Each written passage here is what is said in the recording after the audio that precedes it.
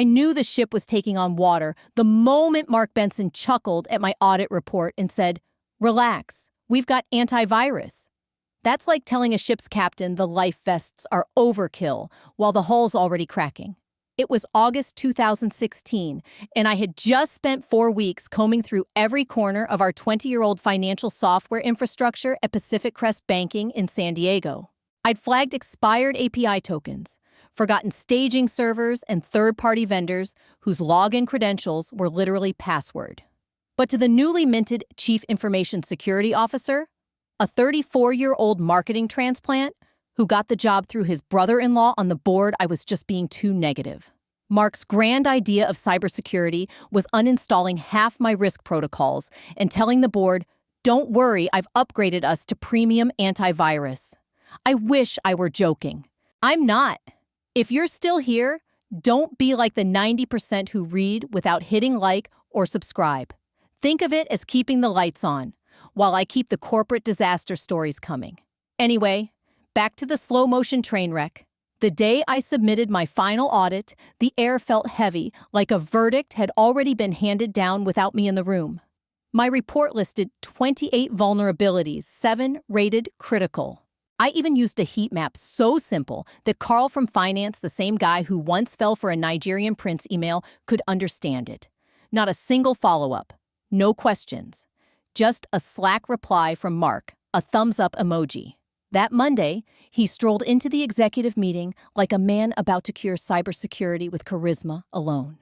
"Appreciate your thoroughness," he said, glancing at the first page of my 55-page report upside down. "But honestly, this feels alarmist. The industry's moved past this fear-driven mindset." I kept my voice calm. "The industry's moved past fax machines too, but people still send them." He smirked like he'd scored a point. "Thanks, but we're going in a more agile direction." Apparently agile meant deleting every firewall rule I'd ever written and handing API keys to an unvetted third-party vendor run out of a strip mall. By Wednesday, my account permissions started vanishing. By Friday, HR called me in with that soft, pitying tone you use to put down an old dog. "Your services are no longer required." I walked out knowing the breach wasn't a question. It was a countdown. "You've been a valuable asset," they said, sliding a manila envelope across the polished conference table at Pacific Crest Banking. It might as well have read, "We picked the politician, not you." Organizational restructuring, they claimed. Leadership wants a fresh direction.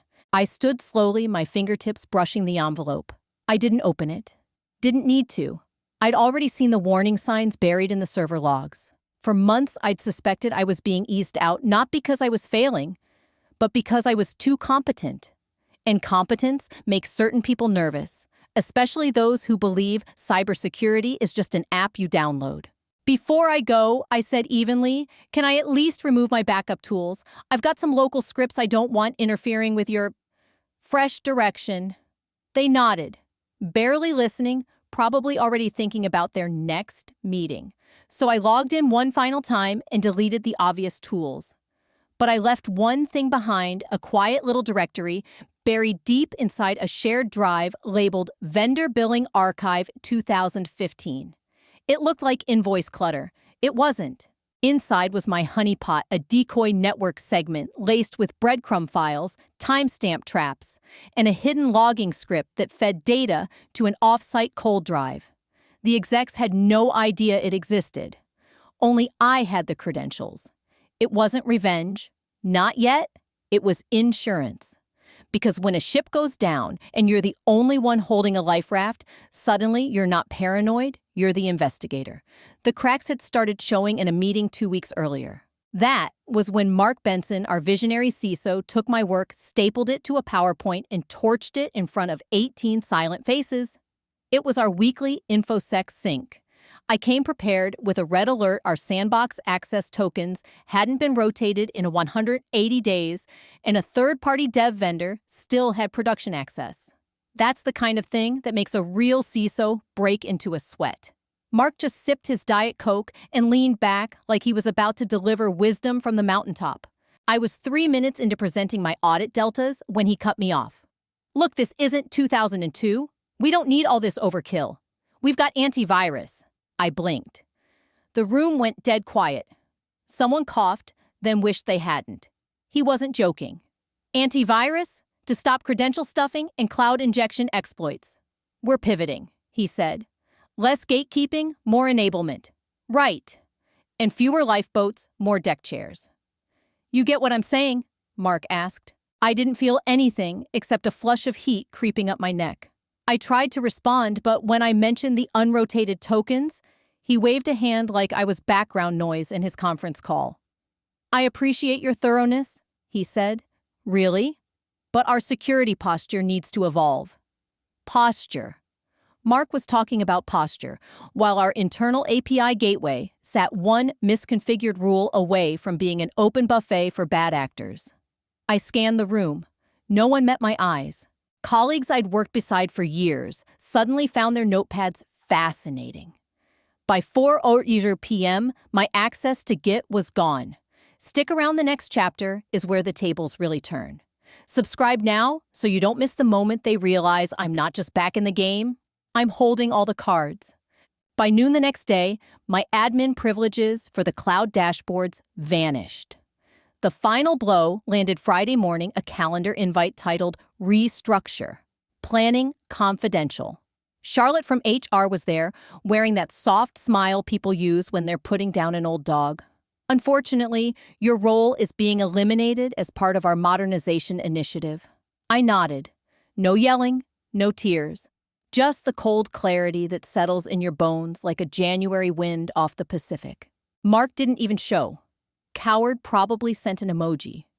May I gather my things? I asked. It will assist with that, Charlotte replied, meaning I'd never touch my terminal again. But they'd forgotten one thing. My admin credentials still worked on the old VPN tunnel. They always forget the legacy pipes. So while a new IT hire boxed up my ergonomic keyboard, like it was evidence, I tethered my personal laptop to my phone and logged in one last time. I wiped my toolkits, cleared my scripts, zeroed out tokens. Except one. A logging script buried in vendor billing archive, 2015, a folder no one had touched since the Obama years. It still pointed to a cold storage drive on a segmented subnet, in an aging server rack they'd never decommissioned. Before shutting down, I opened my personal archive years of audit system maps and notes and hovered over a folder labeled Cold Trail. I didn't delete it. I closed the window. Let them modernize. Let them play cybersecurity dress up with Slack emojis and zero-trust buzzwords. I'd already left them the gift they deserved, wrapped in silence.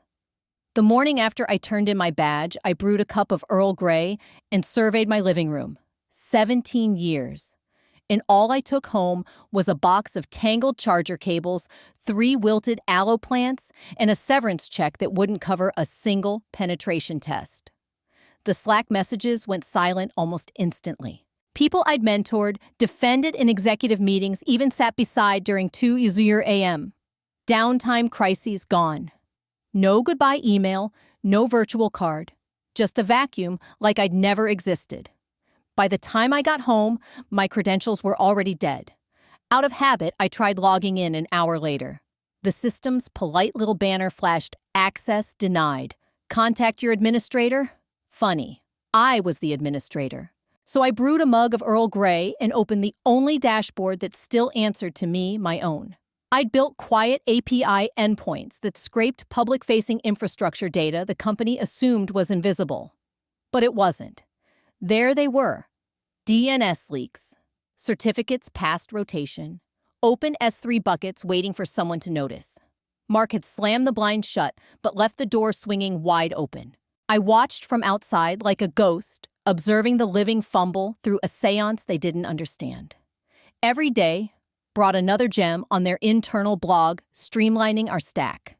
Security should be invisible. Less friction, more flow. Buzzwords stacked like dominoes, no real protocol behind them.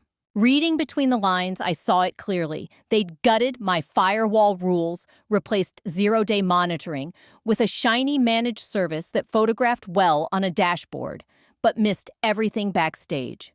One press release even quoted Mark were moving from fear-based defense to trust-driven architecture. Translation: we handed our master keys to a startup that spells security with a zero. I wasn't angry. I was ready. That afternoon, I opened a private folder on my encrypted backup titled If It Happens. Inside were contingency notes, half-finished scripts, network flowcharts, and a probability map of which systems would collapse first and which might cling on. This wasn't prophecy. It was a countdown clock. In my gut, I knew their brittle cloud chic fantasy wouldn't last the season. I added a new file, Observed Drift, Day 3, Notes on DNS propagation changes. Suspicious dev activity pinging from an unverified node in Virginia. Could have been nothing. Could have been the wind whistling through cracks in the dam. And then came the hardest part waiting. No warnings, no anonymous tips. Not even a quiet word to the junior engineer still wearing their two-factor hard key on a lanyard like it was 2010. I wanted to shout, but they'd made their choice. And I'd made mine. I wasn't their firewall anymore. I was the weather a slow front building far offshore. Systems can lie to themselves for a long time, until they can't. And when the breach finally came knocking, I was the only one who knew which logs still had eyes. It began with a ping at 11:47 p.m. on a Thursday, a message that only comes from someone nervous enough to break radio silence. Hey, weird network stuff going on over there. Maybe nothing. No greeting, no signature.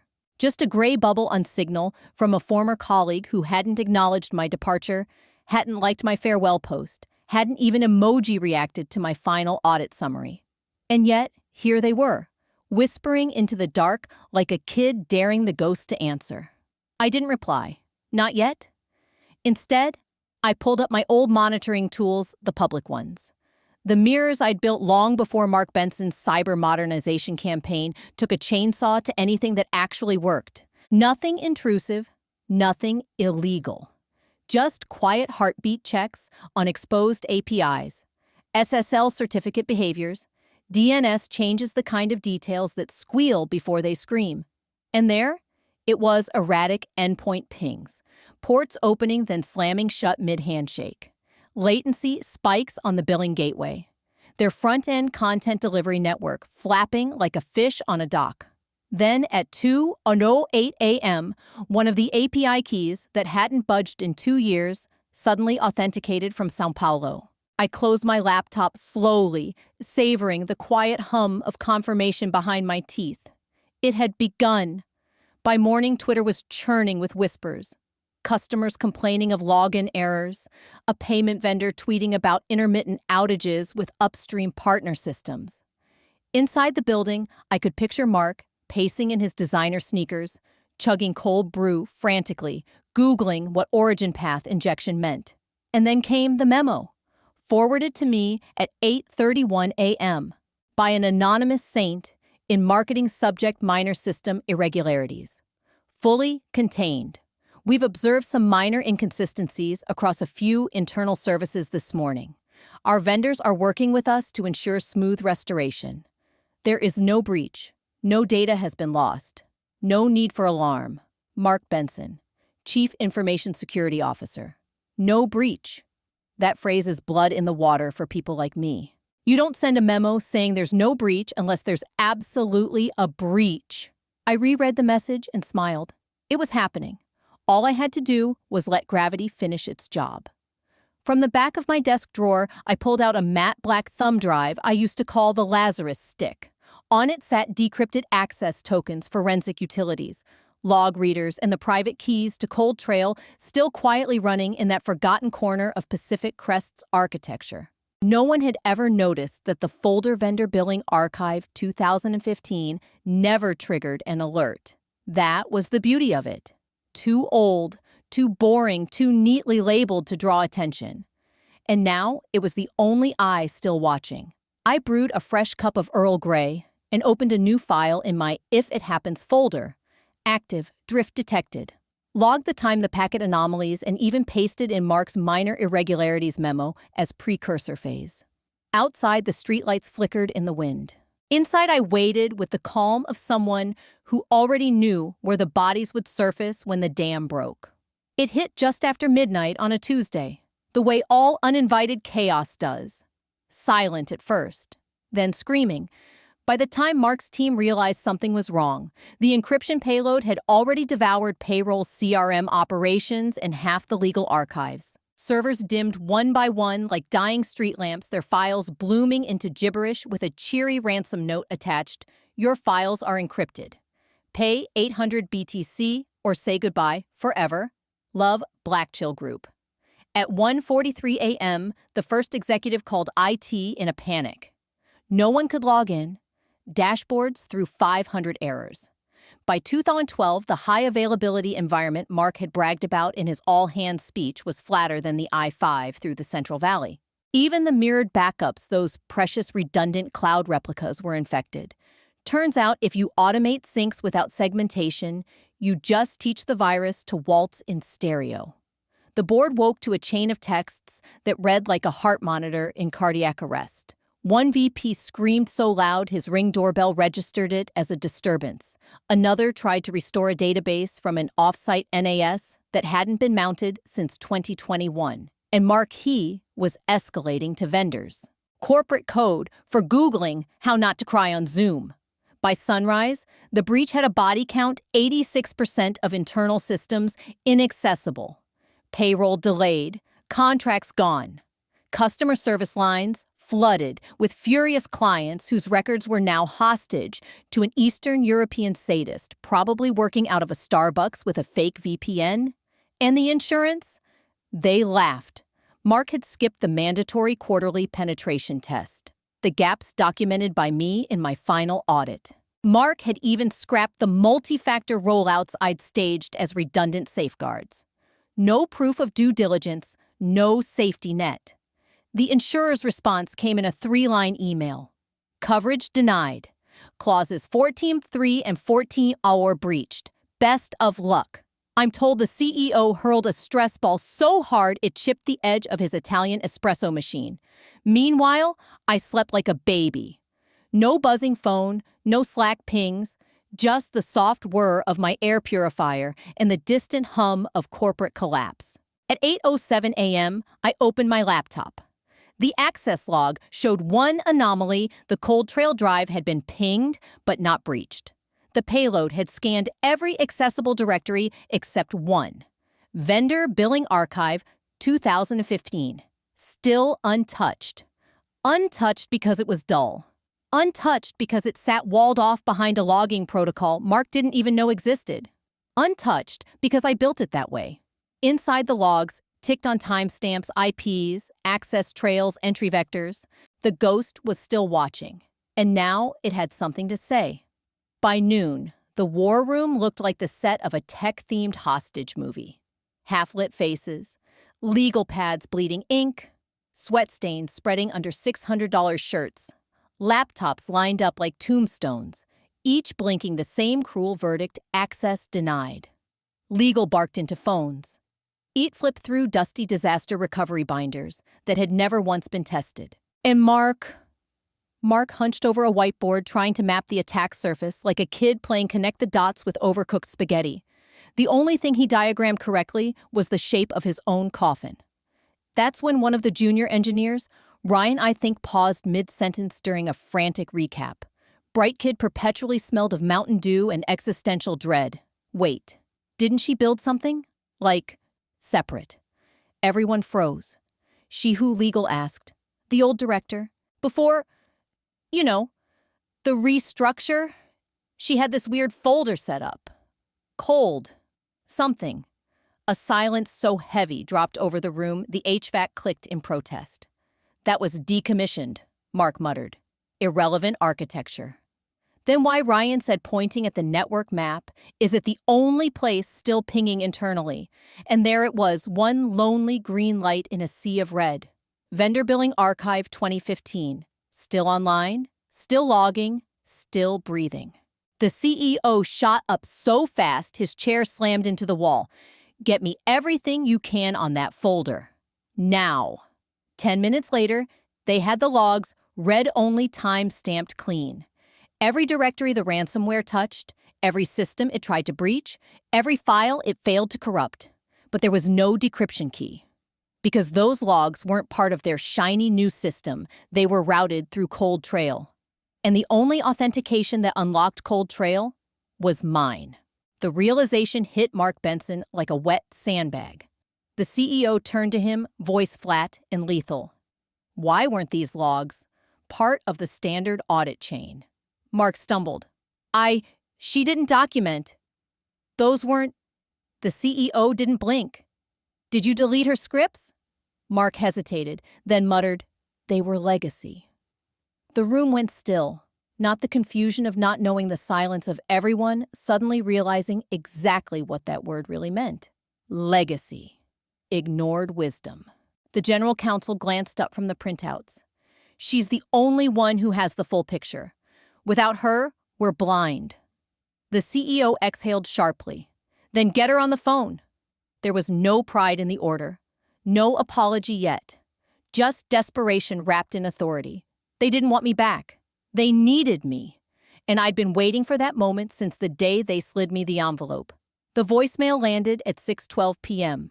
Just as I was finishing my second glass of boxed Cabernet and reorganizing my sock drawer by color and moral alignment. Hi, this is Mark, Mr.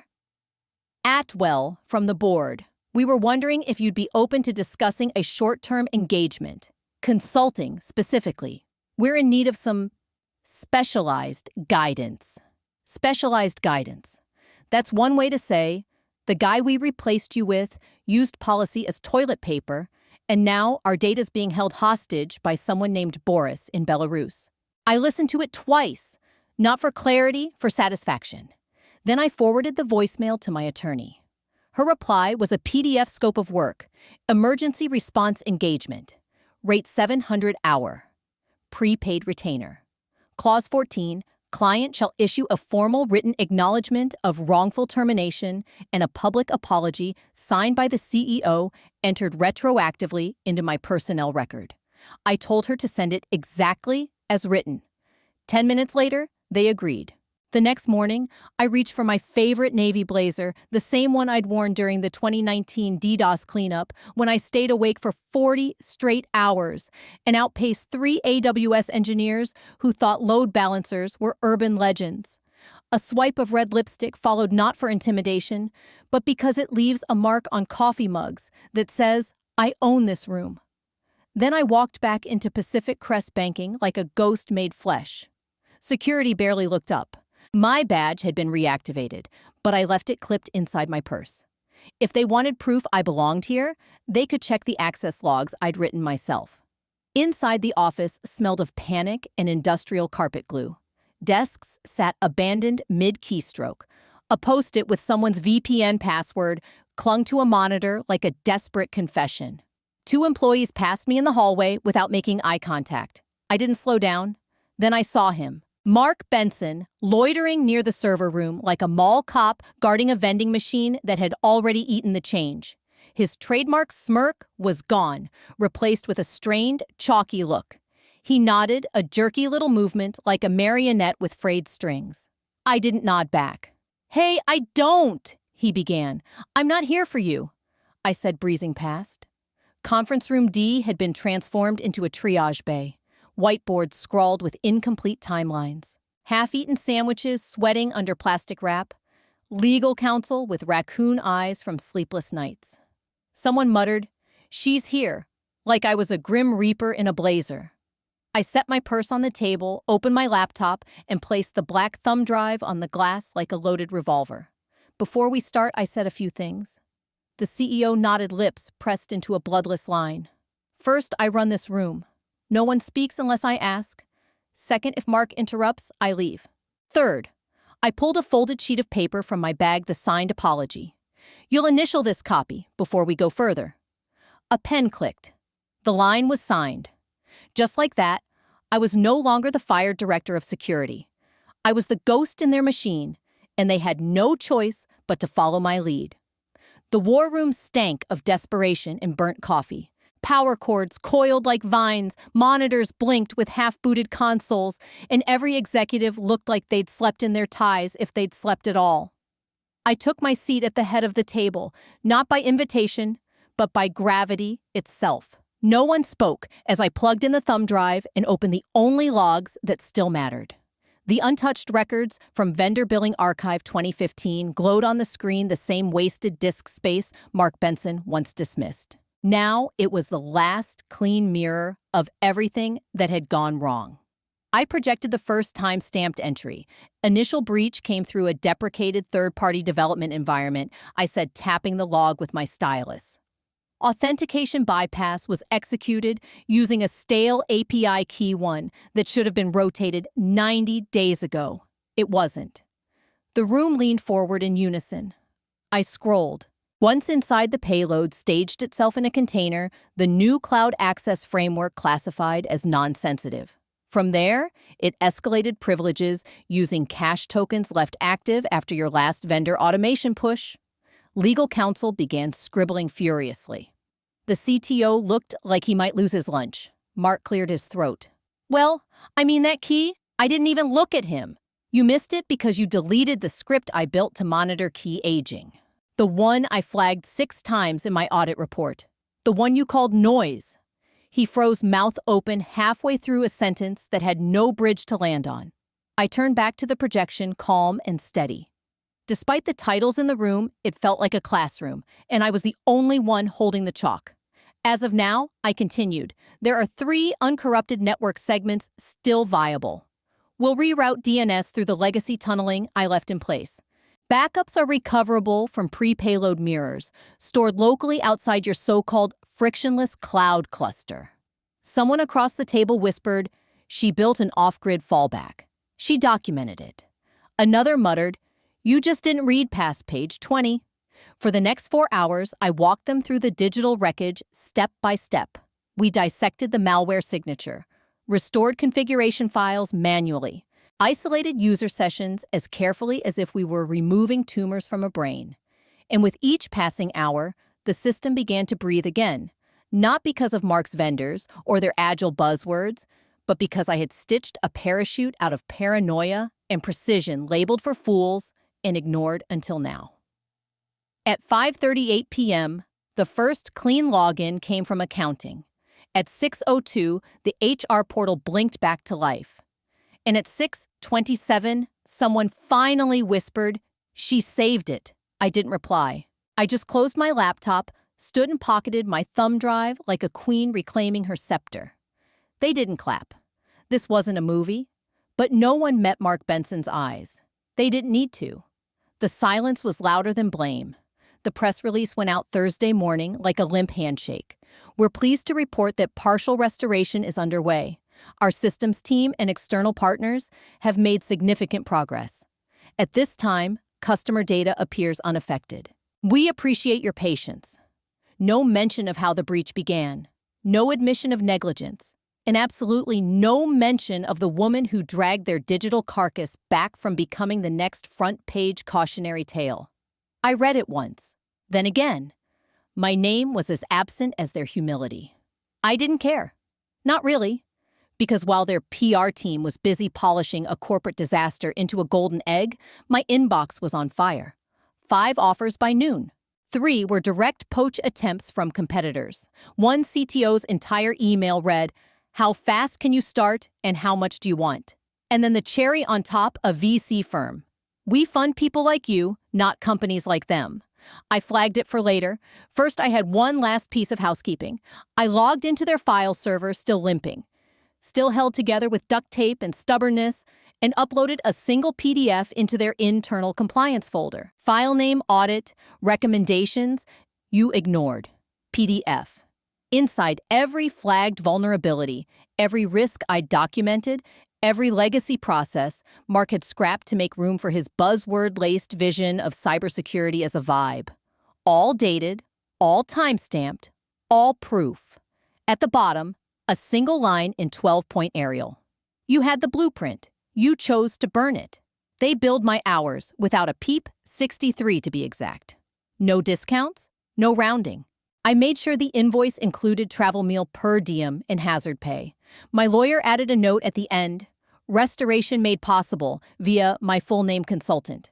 I know the CEO saw it because someone from finance tried to slip in a version replacing my name with third-party technical support. They were overruled. Mark resigned a week later. Official reason: exploring new opportunities. Unofficially, last seen arguing with a data recovery vendor in a Chili's parking lot. Me! I was on my porch with fresh coffee, watching the sunrise nudge the sky out of darkness. I scrolled past the headlines, ignored the spin, and smiled. When the world admits it's on fire, no one forgets who brought the last working hose. And I kept the receipt. If you've ever been underestimated, pushed out, or told your work was legacy, you know exactly how this felt. So tell me in the comments, what would you have done in my place? I read everyone. And if you're nodding along, here's my advice: never walk away empty-handed. Keep your proof. Protect your skills, and remember, preparation turns betrayal into opportunity. Your story isn't over just because someone else closed a chapter. If you want more tales of turning corporate chaos into personal victory, hit subscribe. Let's make sure the right people get the credit and the last word.